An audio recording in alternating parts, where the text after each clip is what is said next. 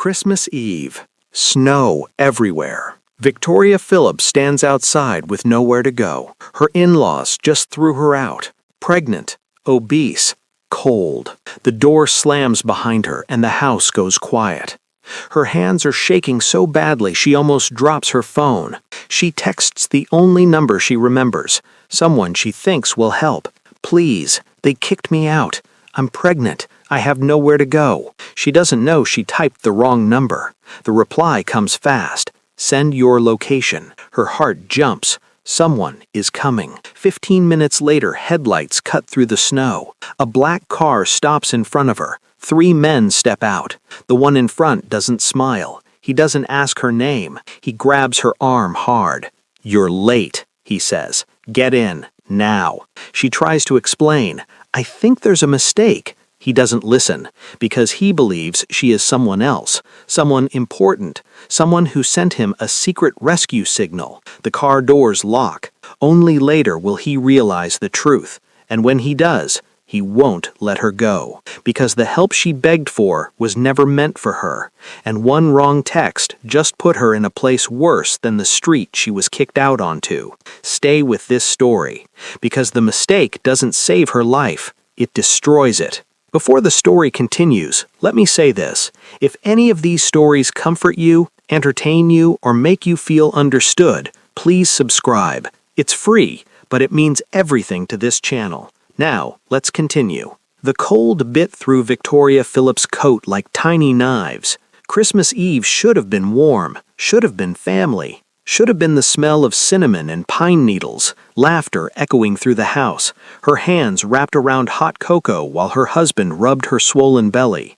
Instead, she stood on the frozen curb outside her in-laws' house, watching snowflakes stick to her eyelashes. The porch light was still on. She could see the shadow of her mother-in-law through the curtains, moving back and forth in the living room, probably cleaning up the mess from dinner, probably erasing every trace that Victoria had ever been there. Her feet were numb, her fingers too. She'd left her gloves inside, along with her dignity, her hope, and apparently her place in this family. "You don't belong here." Those had been her mother-in-law's exact words, not yelled, worse, said calmly, like stating a fact, like pointing out the sky was blue or snow was cold.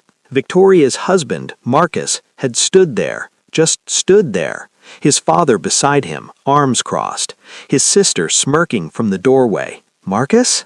Victoria had whispered, one hand on her round stomach, 7 months pregnant with his child, their child. He wouldn't look at her. "Pack your things," his mother had continued, that terrible calm never breaking. "We've tolerated this situation long enough. You can leave tonight or we'll call the police and say you're trespassing." "Trespassing? I live here. I'm his wife." A mistake he'll correct soon enough. The older woman's eyes had traveled down Victoria's body with open disgust. "Look at yourself. You think this family wants that walking through our doors? You think we want our grandchild raised by someone like you? Someone like you. Fat, black, poor. All the things they'd smiled through at the wedding. All the things they'd pretended not to see when Marcus brought her home. All of it came spilling out on Christmas Eve like poison they'd been holding in their mouths for too long. Victoria had packed one bag. That's all they'd given her time for. One bag while they stood in the doorway watching, making sure she didn't steal anything on her way out. Now the door was locked behind her. The porch light flickered once, then went dark. They'd gone back to their perfect Christmas. She pulled her phone from her pocket with shaking hands. The screen was cracked, had been for months, but it still worked. Her breath came out in white clouds as she scrolled through her contacts. Mom, dead 3 years. Dad, never knew him. Best friend Shanice moved to Atlanta last summer, wouldn't answer at midnight on Christmas Eve. Marcus, his number was still there, but calling it felt like swallowing glass. Her thumb hovered over another name, David, her cousin. He'd helped her once before when Marcus's temper got bad, let her sleep on his couch for a week. He'd told her to call if she ever needed anything. She pressed his name, typed fast, her fingers clumsy from cold. "Please, they kicked me out. I'm pregnant. I have nowhere to go. David, I'm so sorry to bother you on Christmas Eve, but I don't know what else to do. I'm outside in the snow, and I just need somewhere warm, please." She hit send before she could second-guess herself. The message showed delivered. Victoria waited, hugging herself, her breath coming in short gasps. The baby kicked once, twice, like it could feel her panic. "It's okay," she whispered to her stomach. "Someone's coming. David's good people. He'll come." Her phone buzzed. "Send your location." Relief crashed through her so hard she almost sobbed. He was coming. David was actually coming. She pressed the location share button with numb fingers and sent it. "Stay there. Don't move. I'm coming now." Victoria leaned against a snow-covered car, her legs weak. 15 minutes, she told herself. Maybe 20. David lived across town, but he'd drive fast in this weather. She counted her breaths, tried not to look at the dark windows of the house, tried not to think about Marcus inside, probably already pretending she never existed. Headlights cut through the falling snow. A black car, sleek, expensive, came around the corner fast, too fast for the weather. It fishtailed slightly before straightening out, coming to a hard stop right in front of her. Victoria's stomach dropped. That wasn't David's beat-up Honda. 3 men stepped out. The one in front was tall, lean, wearing a long black coat that looked like it cost more than her entire wardrobe. His face was sharp, handsome in a cold way. His dark hair swept back from his forehead. Asian features. Young, maybe early 30s. Behind him, 2 bigger men. One had a scar running down his cheek. The other wore gloves despite the cold, the leather creaking as he flexed his hands. The man in front strode straight to Victoria. His eyes swept over her once, taking in her size, her face, her pregnant belly, and something flashed across his expression too fast to read.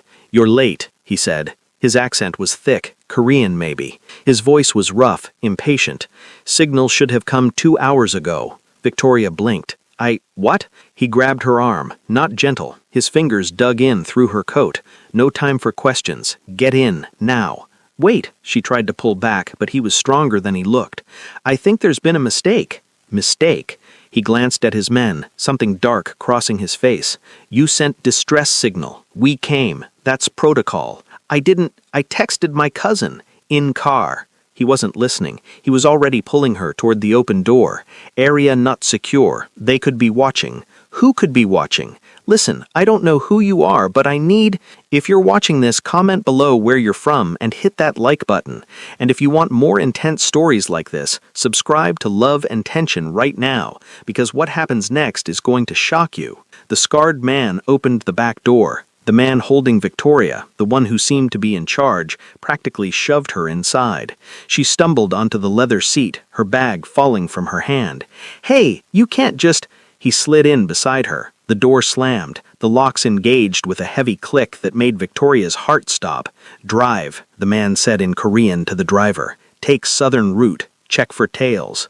The car lurched forward. Victoria grabbed the door handle. Locked. She tried the window controls. Nothing. "Let me out!" Her voice was rising, panic flooding her veins. "This is kidnapping. I'll scream." "Scream if you want." The man settled back against the seat, his eyes fixed on her. "Windows bulletproof, soundproof. No one will hear." "I texted my cousin, David. His number ends in 4728. Check your phone. You're not David." For the first time, doubt flickered across his face. He pulled out his phone, scrolled. His jaw tightened. "This number," he said slowly. "It's mine. You sent message to this number." He showed her the screen. Victoria's blood turned to ice. The last digits, 4738, not 4728. One number, one single digit different. "Oh God," she whispered. "Oh God, I mistyped. I didn't mean, who are you?" The man studied her, really looked at her for the first time. His eyes traveled from her face down to her belly, then back up. Something shifted in his expression. "My name is Jun-Hoo," he said quietly, too quietly, "and I think we have a very big problem." The car ride lasted 30 minutes. Victoria tried everything. Begging, reasoning. She showed him her cracked phone, pulled up David's real number, explained about Marcus and the in-laws and Christmas, and how this was all just a terrible mistake. Jun-Hoo listened, said nothing. The 2 men in front didn't even glance back. "Please," Victoria said for the 100th time, "just drop me at a shelter, a motel, anywhere. You can forget this ever happened." "Can't do that." "Why not?" He looked at her with those dark, unreadable eyes. "Because you have my number now. You've seen my face, my men, my car. You know what happens when civilians know too much." Victoria's mouth went dry. I won't tell anyone, I swear. I don't even know who you are." "Exactly." He leaned forward slightly. "You don't know what you've walked into. This number you texted, it's emergency line. Only 5 people in the world have it. People who work for me. People I trust. When I got your message, I thought one of them was in danger. I'm sorry. Sorry doesn't fix this." His voice was flat. "That signal brought me out here personally on Christmas Eve, left business unfinished, exposed my location, all for wrong woman." The car turned down a dark street. No street lights, no houses, just warehouses and industrial buildings, their windows broken or boarded up. They pulled into a loading bay. The door rolled shut behind them with a sound like thunder. "Out," Jung-Hoo said. Victoria didn't move, couldn't. Her entire body was shaking now, and not from the cold. The scarred man opened her door and reached in. She shrieked and tried to scramble backward, but there was nowhere to go. He grabbed her arm, gentler than Jung-Hoo had, but still firm, and pulled her from the car. Her feet hit concrete. The space was huge, empty except for a few crates and a single metal chair under a hanging light. It looked exactly like every crime scene she'd ever seen on TV. "Oh God," she whispered. "Oh God, you're going to kill me." Jung-Hoo stepped out of the car, straightening his coat. "Kill you? No, that would be wasteful." "Then what?" "Sit." He pointed at the chair. Victoria's knees gave out. She half sat, half collapsed into it. The metal was freezing through her jeans. Jung-Hoo circled her slowly. "Let me explain situation. Real person who should have sent that message, her name is Minji. She's been working undercover for me, gathering information on rival operation. Very dangerous people. 3 weeks ago, she went silent. Tonight, I finally get emergency signal from her number." He stopped in front of Victoria. "Except it's not her, it's you. I made a mistake." "Yes, you did." He crouched down so they were eye level. "Now I have to figure out what to do with you. Can't let you go, you know too much. Can't kill you, too messy, and honestly, you're pregnant. I'm not a monster." His lips curved in something that wasn't quite a smile. "But I can't trust you either." Victoria's mind was racing. What happened to Minji, the woman who was supposed to send the signal? Good question. Jung-Hoo stood. She's either dead, captured, or turned. Either way, I walked into trap tonight because of you, because I thought she needed help. "I'm sorry," Victoria said again, helplessly. "I'm so sorry. Stop apologizing." He pulled out his phone. "Explain everything, from beginning. Why were you outside in snow? Who kicked you out? Where is your husband?" So Victoria talked. She told him about Marcus, about the in-laws, about 7 months of trying to fit into a family that never wanted her, about tonight, about David's number and the single digit that changed everything. Jung-Hoo listened without interrupting. When she finished, he was quiet for a long moment. "Your husband," he said finally, "he just watched them throw you out?" Victoria nodded, tears burning her eyes.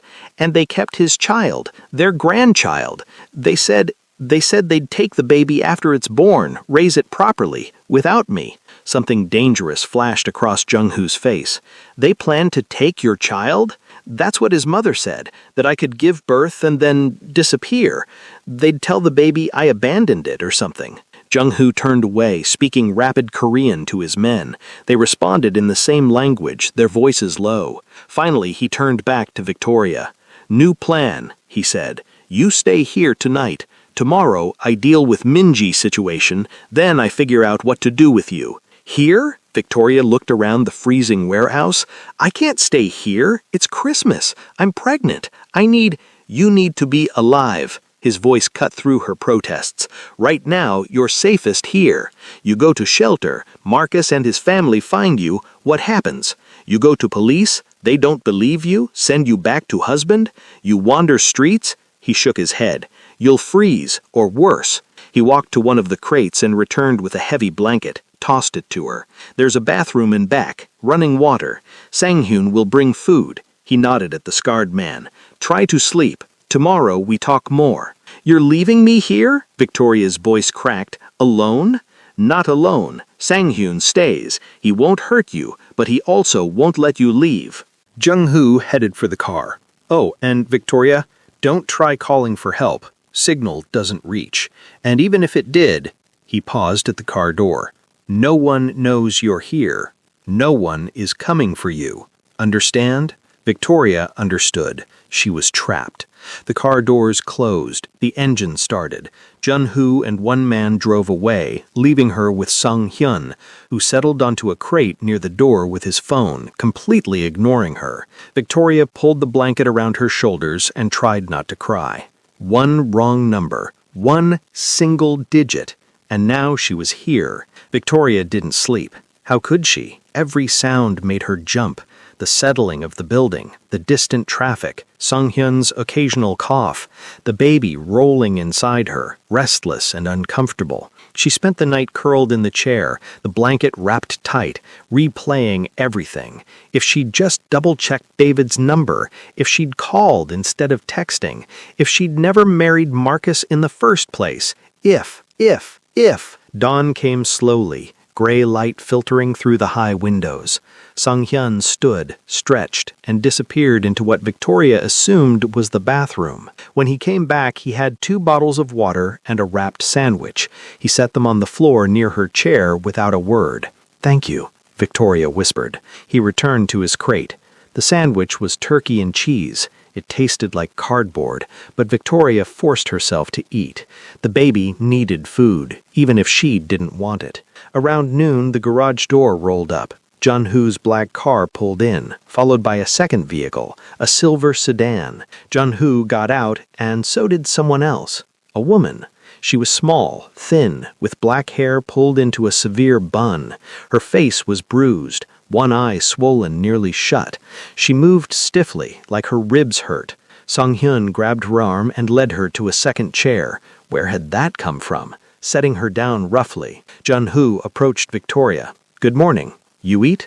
Victoria nodded, her eyes on the injured woman. "That's Min-ji," Jun-hoo said. "Found her 2 hours ago in Rival's warehouse. They'd been questioning her. She didn't break, which is impressive, but also means they're going to come looking for her soon." Min-ji raised her head, her good eye fixed on Victoria with pure hatred. She said something in Korean, spitting the words. Jun-hoo responded sharply. Min-ji fell silent, but the hatred didn't leave her face. "She wants to know who you are," Jun-hoo translated. "Why some random pregnant woman has her emergency number." "I don't have her number. It was a mistake." "I explained." Jun-hoo waved a hand. "She's upset. But that's not your problem." He pulled up a third chair and sat between them. "Now we have new situation. I have you, I have Min-ji, I have rivals who know Min-ji was captured and will assume I rescued her. They'll be looking for revenge." "So let me go," Victoria said desperately. "I'm not part of this." "Actually, now you are." Jun-hoo's voice was almost apologetic. "Because here's what happens if I let you go. You go to police, tell them about kidnapping. Police investigate, find this warehouse, find evidence of my operation. I can't allow that. I won't go to the police, I promise." "Everyone promises, until they don't." He stood. "So you stay, at least until I secure new location and clean this one." "How long?" "Week, maybe 2. 2 weeks?" Victoria struggled to her feet, her hand on her belly. "I can't. I'm due in 2 months. I need to see a doctor. Doctor will come here. Tomorrow. Check you and baby." Jun-hoo's voice was firm. "You'll be safe, fed, warm, more than you had on that street corner last night." He was right, and Victoria hated that he was right. "Why are you doing this?" she asked quietly. "If I'm such a problem, why not just get rid of me?" Jun-hoo looked at her for a long moment. "You remind me of someone, my sister. She was pregnant too when she died. Different circumstances, but..." He shook his head. "Call it conscience, call it weakness, but I don't hurt pregnant women, even stupid ones who text wrong numbers." Min-ji said something else in Korean. This time Jun-hoo ignored her. He spent the next hour on his phone, pacing, speaking rapidly in Korean. Sung-hyun brought more food, noodles, rice, some kind of meat Victoria didn't recognize. Min-ji ate with her good hand, still glaring at Victoria between bites. Finally, Jun-hoo returned to Victoria. "Need to ask you something. Your husband, Marcus, he knows you're gone, yes? Obviously. He look for you?" Victoria let out a bitter laugh. "No, he's probably relieved. His family, they have money? Some. His dad owns a construction company. Address?" Victoria's stomach dropped. "Why do you need his address?" "Because," Jun-hoo said calmly, "I'm going to send them message. Let them know you're safe. Let them know what happens if they cause problems." No, please, just leave them alone." "Victoria," he crouched in front of her again, "they threw pregnant woman into snow on Christmas. They plan to take your baby. You really want to protect them?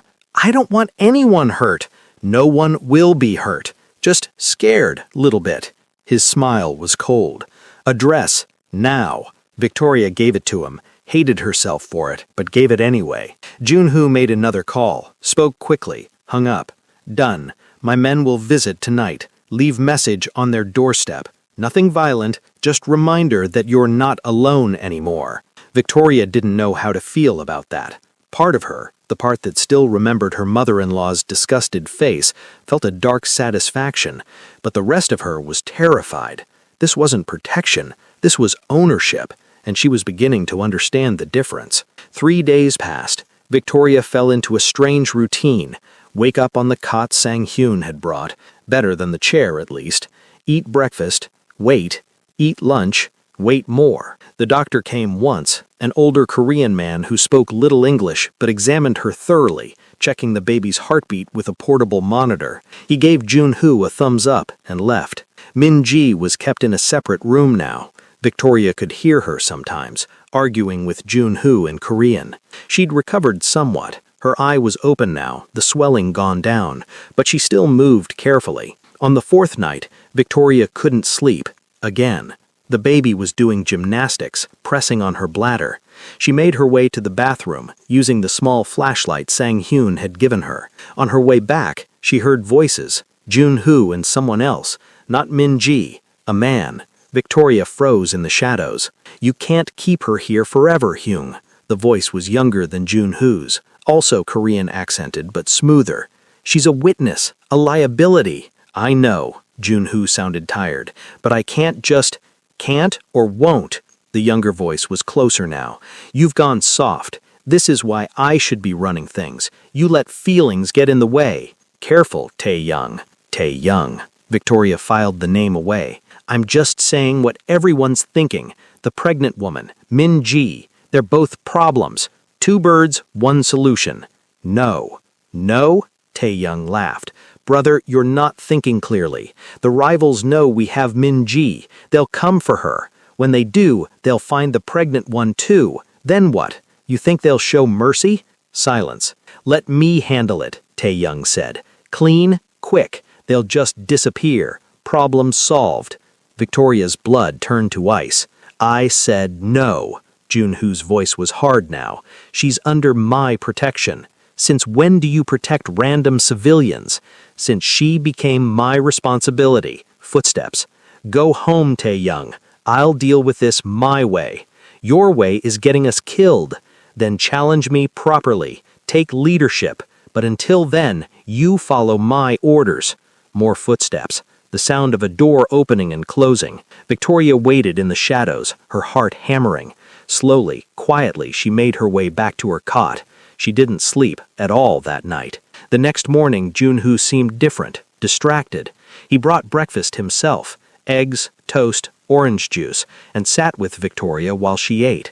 "You have family, besides Marcus?" Victoria shook her head. "My mom died, no siblings, just me. Lonely life." "Yeah." She pushed eggs around her plate. "What about you? I heard you mention a sister yesterday." His face closed off. "She's gone, long time ago. I'm sorry." "Don't be. Life is full of loss. We just keep moving." Victoria gathered her courage. "Jun-hoo, that man last night, Tae-young, he wanted to kill me, didn't he?" Jun-hoo's eyes snapped to hers. "You were listening. I was going to the bathroom. I didn't mean to." "Doesn't matter." He leaned back, studying her. Yes, he wanted to kill you. He probably still does. Tae-young is my brother. Half-brother, technically. He thinks I'm weak, that I let emotions cloud judgment. Is he right? Maybe. Junhoo smiled without humor. But weakness keeps me human. His way leads to madness. Will he try anyway? To kill me? He might. Junhoo's honesty was somehow worse than a lie, which is why I'm moving you tonight. New location, safer. And Min-ji stays here. Different situation. He stood. Pack your things. We leave at midnight. But they didn't leave at midnight, because at 11:47 p.m., everything went wrong. Victoria was waiting by her cot, her single bag packed, when the lights went out. Not just dim, dead, complete blackness. "Sang-hyun?" she called. No answer. Then, gunshots.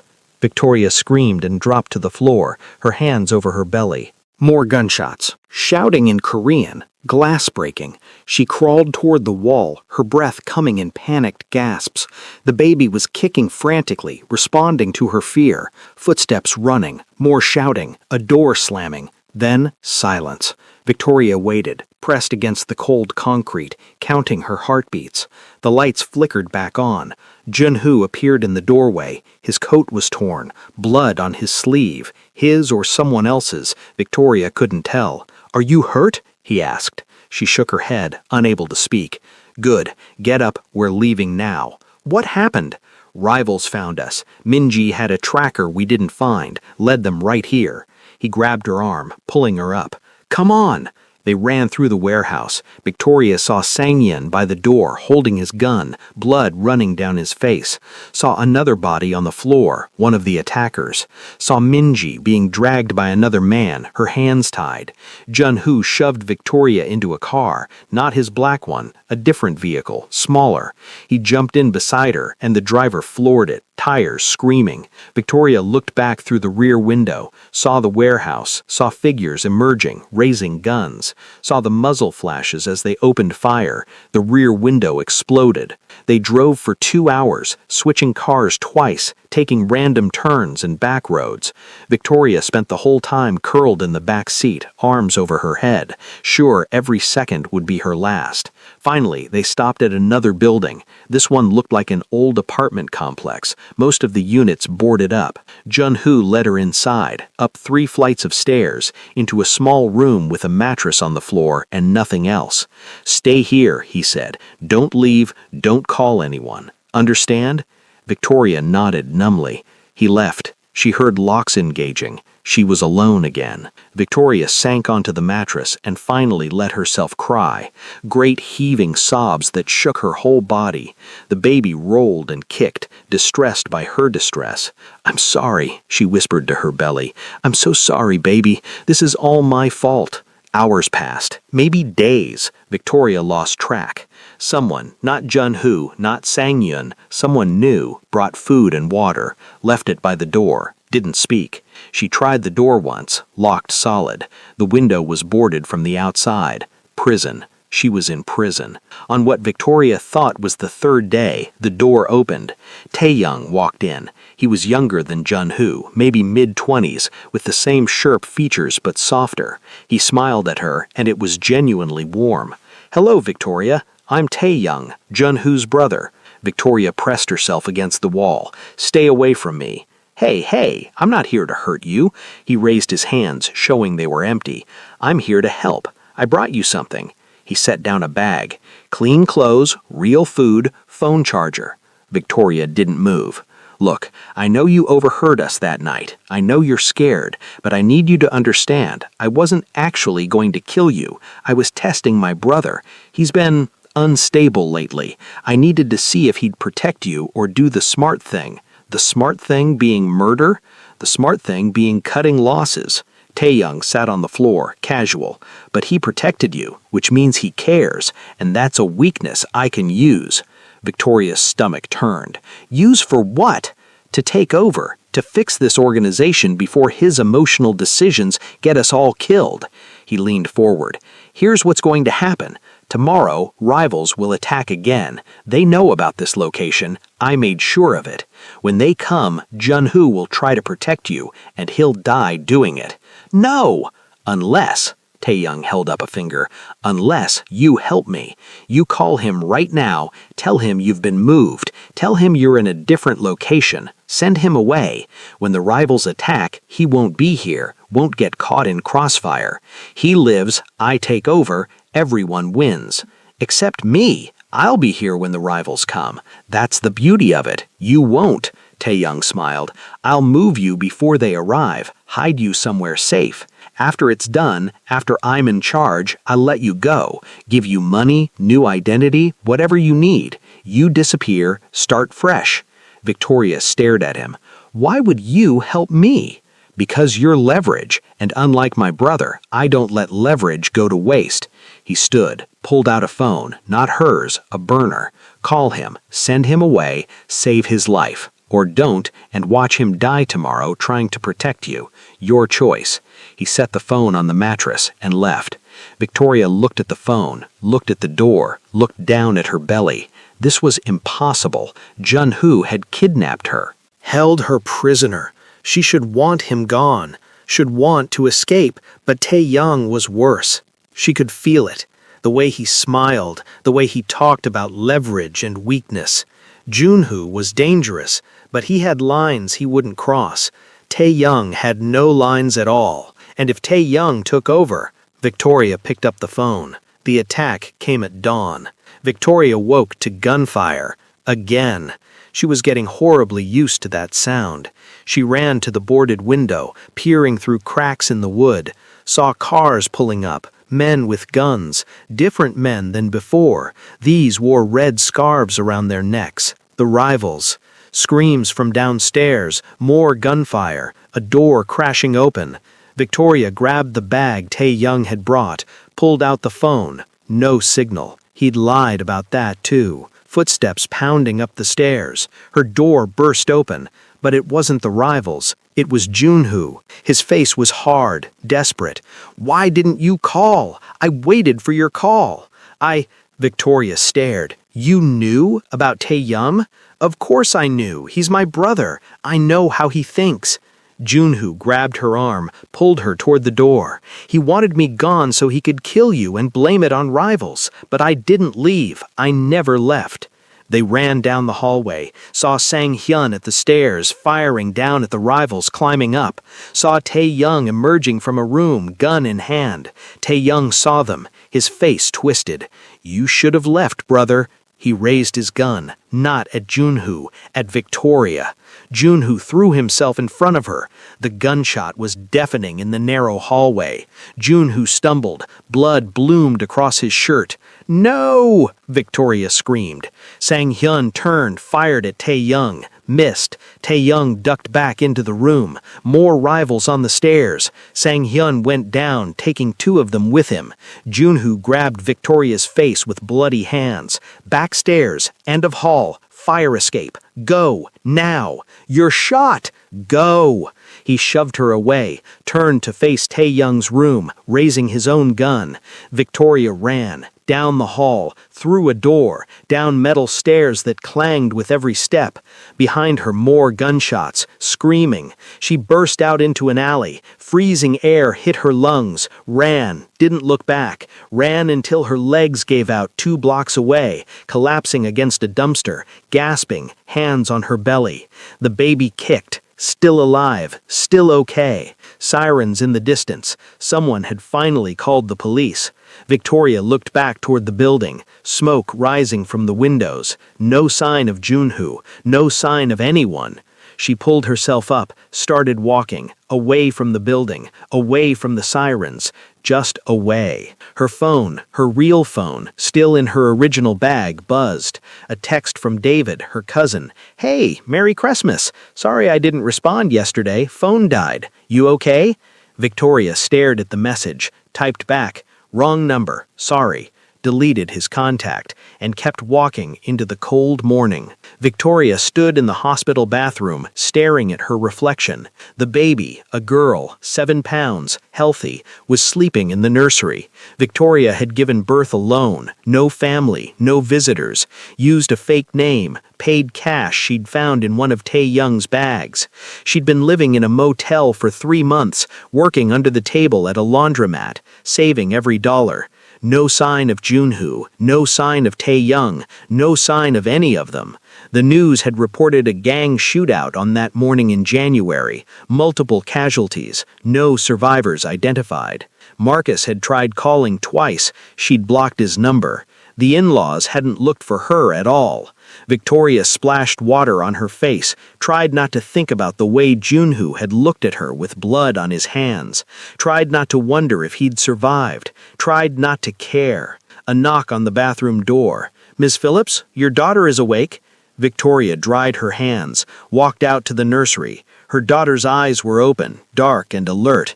Victoria picked her up, feeling the weight of her, the realness. "Hey, baby girl, it's just you and me now, okay?"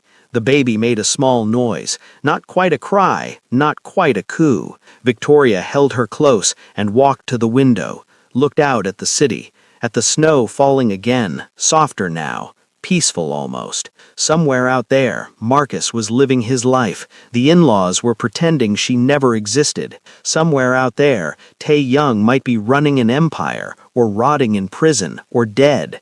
And Junhoo. A black car pulled up to the hospital entrance. Victoria's breath caught. A man got out, tall, dark coat, looked up at the building, too far away to see his face clearly. He stood there for a long moment, then got back in the car and drove away. Victoria exhaled slowly. "Let's go home, baby," she said to her daughter. "Our real home, wherever that is." She turned away from the window, didn't look back. Somewhere in her bag, her phone buzzed. An unknown number. She deleted it without reading, because she'd learned her lesson. Some numbers you just don't answer. Some messages you let go unread. And some mistakes change everything. Before you go, drop a comment telling us what you thought of this story. And if you haven't already, hit that subscribe button for love and tension, because we've got more intense, unpredictable stories coming your way. Trust us, you don't want to miss what's next. The end.